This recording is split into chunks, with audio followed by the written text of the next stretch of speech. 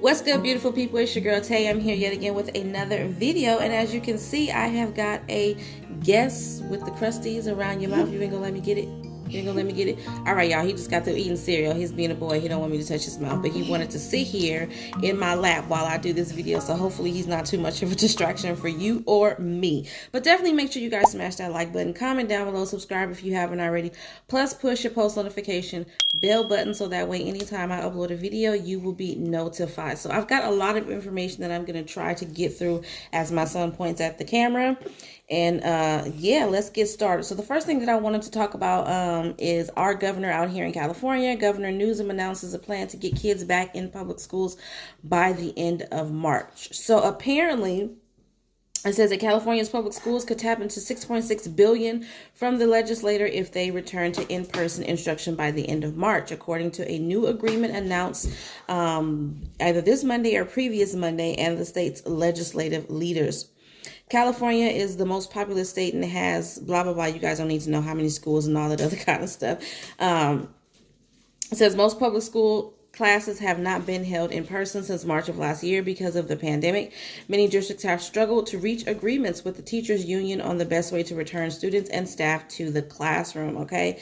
Newsom, who could face a recall election later this year, spurred by his handling of the pandemic, has been at odds with legislative leaders on the best way to encourage school district to return students to the classroom. So the only reason why I wanted to give you guys this information is because of this one little part, which I'm trying to get to right now. So basically what they've done is establish an incentive to get the kids back in school. So the legislative leaders, the lawmakers for the state of California, and our governor has created some type of bill to pay the districts in order to resume in-person instruction. So the money will be distributed through the normal funding method that provides local districts with state money, the official said, which would ensure more money for schools that serve primarily low-income students. In addition, the official said districts would get an additional $1,000 for every homeless student that they have. To get the money, districts must meet the requirements by March 31st, the official said. Beginning April 1st, for every instructional day, school districts do not meet the requirements. The amount of the money they are eligible to receive will go down by 1%, the official said. So it also says that the bill does not require all students, to be vaccinated before returning to the classroom, and it would not require districts to get approval from teachers' unions before returning.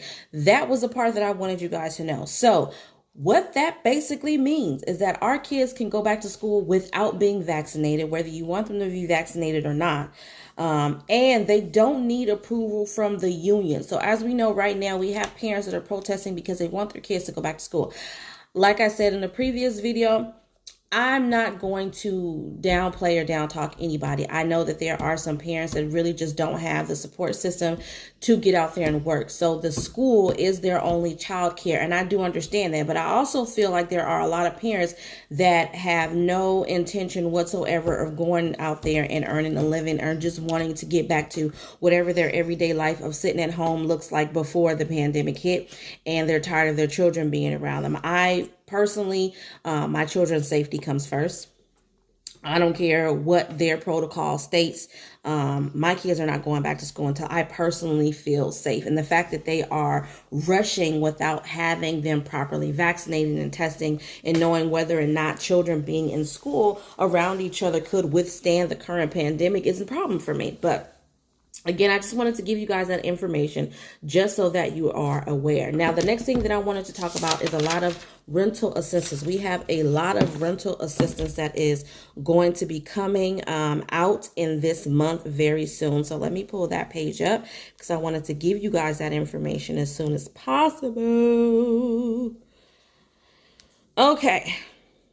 So, millions of Americans report difficulty paying their rent amid the pandemic. A growing pile of federal aid money helps them get access to cash to get caught up between the federal stimulus package passed in December and the one making its way right now to Congress. Hopefully, there could soon be more than $45 billion in financial assistance available to those who've fallen behind on their rent. It says all states have already received funds from the $25 billion pot of federal money included in their earlier relief bill. And the $1.9 trillion stimulus package in the works currently right now will add another $20 billion to that. So that's how you get the $45 billion. Advocates say that the assistance could help millions of Americans stay in their homes during the pandemic. However, they also worry some people will run into issues trying to access these funds. Okay. So according to this article, they're saying that there are only about, I want to say 12 or 15 states who currently have rental assistance programs set up. The other ones are trying to implement those programs now to start allocating funds from that $25 billion pot that has been set aside for rental assistance. So if you guys need assistance in your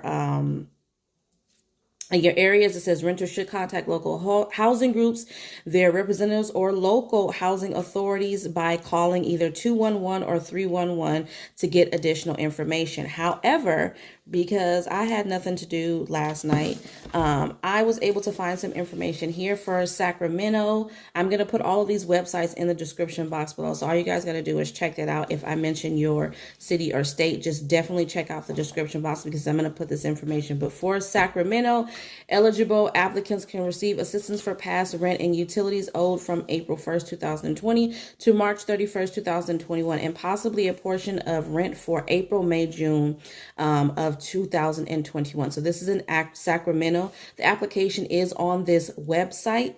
And again, application is open as of February 25th and will be open until March 19th, 2021. So this is for Sacramento.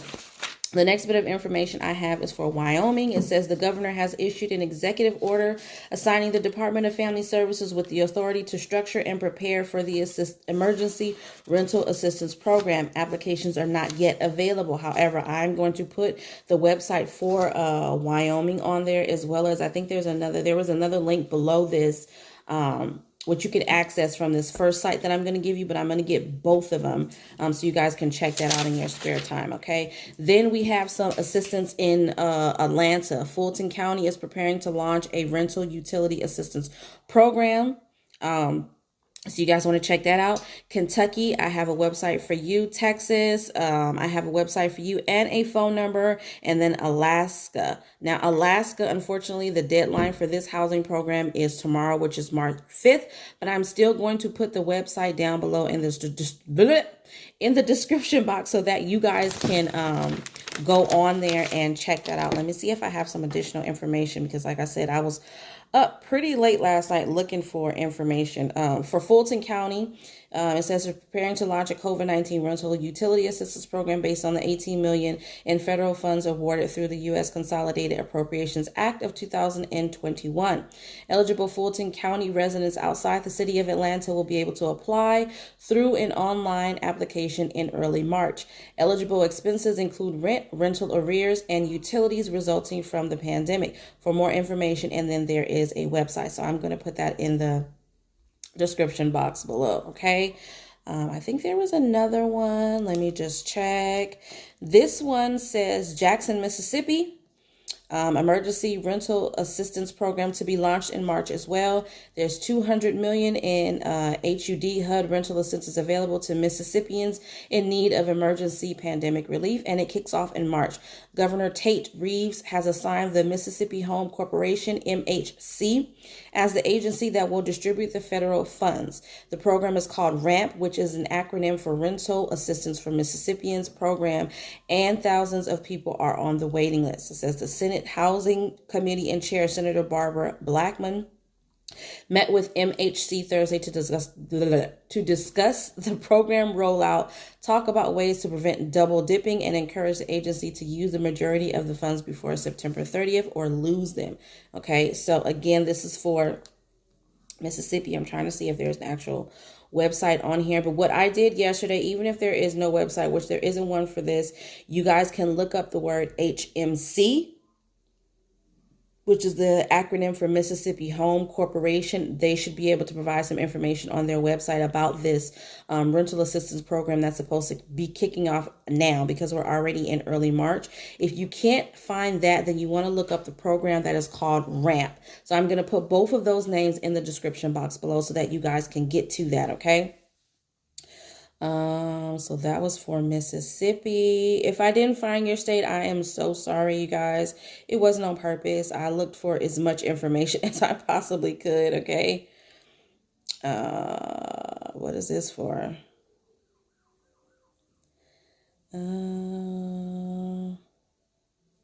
Okay, I'm not sure what this is for, but I'm going to read it anyway. Landlords, tenants can apply for relief beginning Monday. It says Kerr County Emergency Management Coordinator William B. Dub Thomas announced Tuesday that relief is in sight for qualifying renters and landlords who find themselves behind on rent, blah, blah, blah. So this was starting Monday, February 15th. This is for Texas. Okay, so I did mention the information for Texas already. Applications did start as of February 15th, and I'm going to put the information for this site in the description box below. So I have a website here as well as a telephone number, so you guys can check that out. State Energy will be able to provide assistance by calling the same phone number listed above on. Okay, so it doesn't say anything about this program being cut off. The program can also help tenants and landlords with past due costs dating back possibly 11 months ago to March 13, 2020. They can help you guys with past due costs. The Texas Rent Relief Program will address. Past due costs the Texas Rent Relief Program will include past due and current rent up to 3 months of expected rent costs. I'm sorry, you guys. Past due, current, or up to 3 months of expected utility and home energy expenses.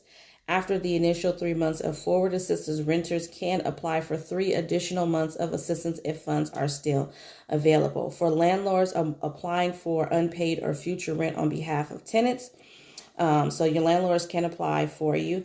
All payments must be used to satisfy the tenant's rental obligation. The tenant must sign the application. And then it gives the website. Okay, so I'm definitely going to leave that information for you guys below. That is for Texas. Okay. I think that's pretty much it. Just some random information.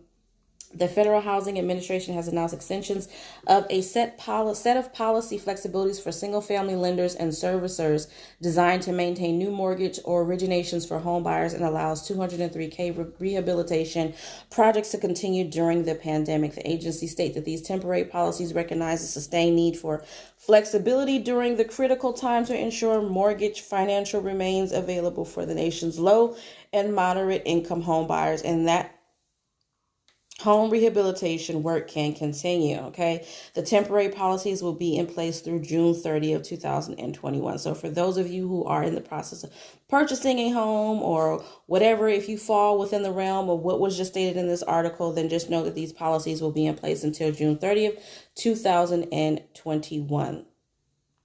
It says the temporary policies we're extending allow lenders to continue originating and closing mortgages designated for FHA insurance endorsement during the pandemic and ensure critical home repairs in progress can be completed. Okay, so I definitely think that's good for those who are, I guess it's for people, like I said, who are in the process of trying to purchase a home, and then maybe all of that kind of went or was stopped or stalled because of what's going on with the pandemic. So now it says that they can continue on with that. So one other thing that I wanted to mention to you guys is that they were supposed to have done this vote as of yesterday for, of course, the bill, the stimulus package.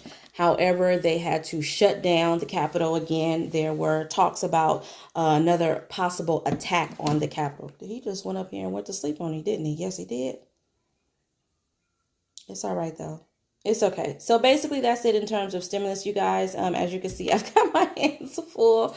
He just came right on up here and fell asleep, but it's all right. I had to wake him up this morning at 7:30, and he usually doesn't wake up until about 10 o'clock. So, but yeah, I haven't heard any updates as of right now when it comes to the actual stimulus package. Everything that I mentioned yesterday still holds true. As far as I know, the income limits has been changed. I know a lot of people are upset because they're saying that between 12 to 16 million or billion people are going to be left out of this current stimulus package if it does pass. However, considering the fact that they are also trying to include these monthly payments for the child tax credits. Not that it's the same amount, but it's still some money that you can get at least for 6 months. Those payments are supposed to start in July. Again, if the package does pass, you will be receiving payments for your children for up to 6 months, from July all the way to December. And then whatever's left of those tax credits, you will receive them, provided that you don't owe anything on your tax credit next year. You will receive them when you file your taxes in 2022. So again, I know that it's probably not the best news that anybody wants to hear, but that's kind of where we're at right now. They're not going to let those income thresholds go any higher than $80,000 for single individuals, and then $160,000 for married couples. So to get off of that, I wanted to give you guys the payout dates for the emergency SNAP benefits for March allotments. I don't think much has changed on the front of pandemic EBT, but I will give you guys the names of the states that have currently been approved for that as well. Give me 1 second to pull it up. Is it this one? Okay, so currently we have Arizona, Connecticut, Delaware, Florida, Illinois, Indiana, Kentucky, Massachusetts, Michigan, Minnesota, New Mexico, North Carolina, Ohio, Puerto Rico, Rhode Island, South Carolina, Tennessee, Vermont, Virginia, Washington, West Virginia, and Wisconsin. That's for pandemic EBT. Now for the emergency SNAP March allotments, and as always, you guys, this is not in alphabetical order, okay? So you're just going to have to watch this part of the video all the way to the end so that you can make sure that you don't miss your state and your payout date. So for emergency SNAP benefits, and these should include the 15% increases, we have California, April 18th, Colorado, March 7th through the 12th, DC, March 10th and April 3rd, Alaska, March 1st through the 10th, Hawaii, April 12th, Illinois, March 23rd through the 31st, New Jersey, March 1st through the 5th, regular issuance schedule, Iowa, regular issuance schedule dates, Wisconsin, March 20th, and then late and reinstated cases on May 8th. Indiana, March 5th through the 23rd, odd days staggered. Oregon, March 10th and March 30th. Kansas, April 15th through the 24th. Maine, March 10th. Maryland, all month long, depending on your regular issuance date. Montana, March 2nd through the 6th. Rhode Island, March 4th, today. Vermont, April 15th. Virginia, March 16th. Washington, regular issuance dates. West Virginia, March 4th, today. Wyoming, March 1st through the 5th. Alabama, it says January allotment for Alabama. You should be getting it March 31st. Don't get that confused with your March allotment. Your March allotment will be deposited March 31st, but then available April 1st. So you may get a deposit March 31st for your January allotment, and then another deposit, which may or may not show up on March 31st, but will be available on April the 1st. And that's your March allotment. So April 1st for Alabama. I hope that wasn't confusing for you guys. Georgia, March 25th, 26th, 29th, and 31st. Kentucky, March 2nd through the 19th, according to your regular schedule and last of your social security number. And then new applications will be deposited the day after approval. Mississippi, March 2nd, and then 2 days after approval for new apps. Missouri, March 1st through the 22nd for regular issuance dates. North Carolina, March 22nd through the 31st. And then South Carolina, March 1st through the 19th, and then March 1st through the 31st, basically all month long for new applications. Okay, so new applications, they will be depositing the emergency allotment daily for those, okay, once they're approved. So that's pretty much all I have for this video. I know it's a bit longer than usual, but I wanted to give you guys all of that information, especially for Alaska. Again, that the deadline is tomorrow, so I encourage you guys to get all your documents as much as you possibly can and go ahead and submit that before the deadline tomorrow to see if you guys can get some assistance.